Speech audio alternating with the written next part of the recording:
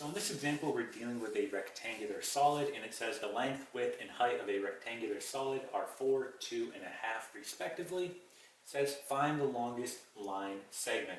So before we do anything, let's go ahead and put on our measurements here. So the length is going to be 4, so just putting that on, 4.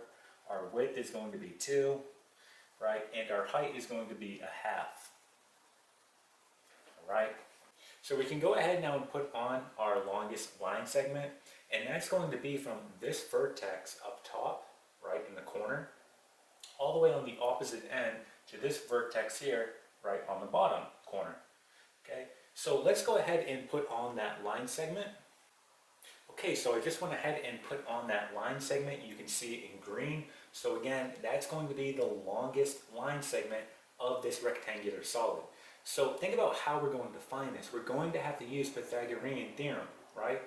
And we're almost there, except I also need to find this line segment right here, going from this bottom corner to this bottom corner, right? So from vertex to vertex, right?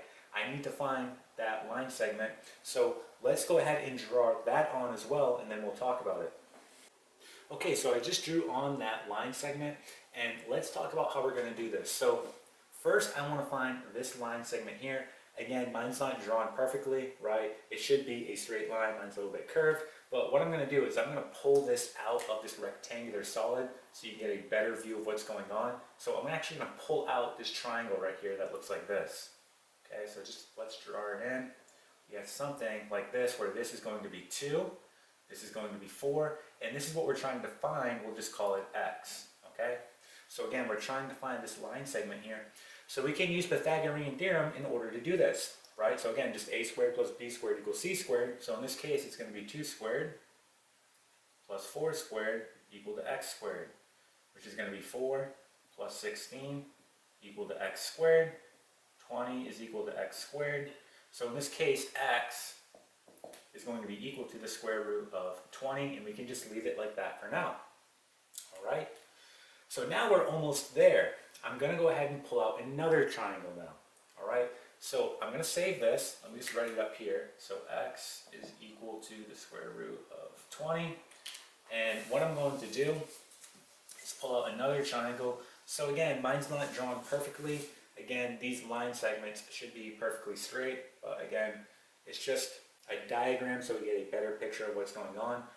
So now we can go ahead and pull out this triangle here because we need to get this green line segment. That's what they're looking for. That's going to be the longest line segment of this rectangular solid.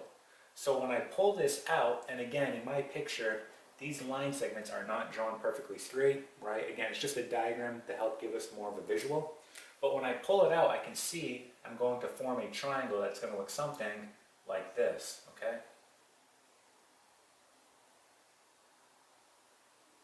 So something like that, where this is going to be my height, right? I'm looking right here.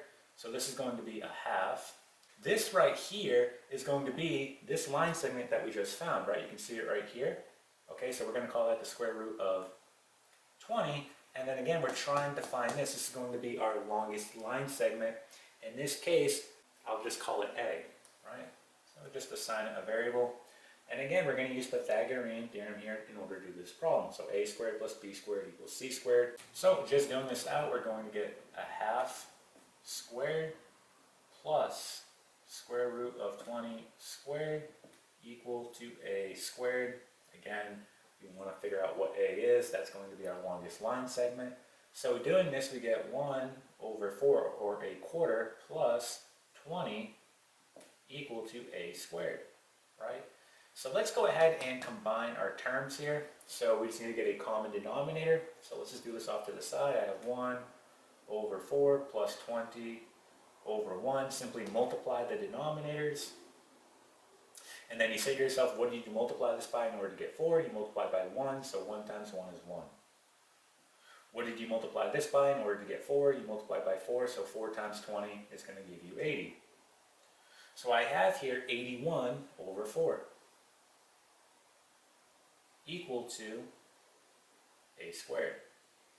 Now you simply just want to take the square root on both sides, and when you do that, you're simply going to get 9/2, right? The square root of 81 is 9, the square root of 4 is 2, So A is going to be equal to 9 over 2, and this here is going to be your final answer, right? So the longest line segment here is going to be 9 over 2, or 4.5. Okay, and that is it.